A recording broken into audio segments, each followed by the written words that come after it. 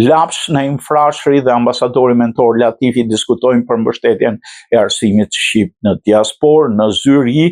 Kryetari i Lapsh Naim Frashi në kantonin e Zyriut, profesor Naser Ulaj, shoqëruar nga stafi i tij Luzim Hasi, Gëzim Kasuma dhe Fatjon Barami, zhvilluan një takim të rëndësishëm me konsullatën e Kosovës në Zyri.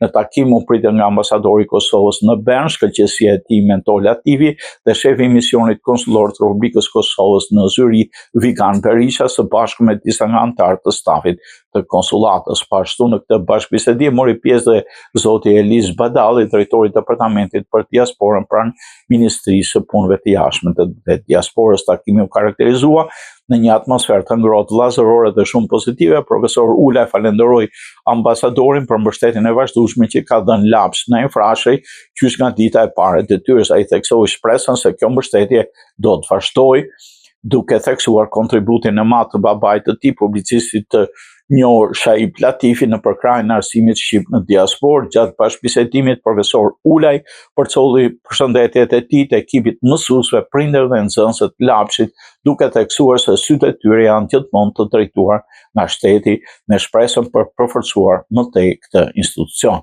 Më tej, profesor Naser Ulaj uroi ambasadorin Latifi, drejtuesit të konsullatës dhe gjithë stafin e pranishëm për një vit të mbarë të suksesshëm, në shpresën se bashkëpunimi do të forcohet.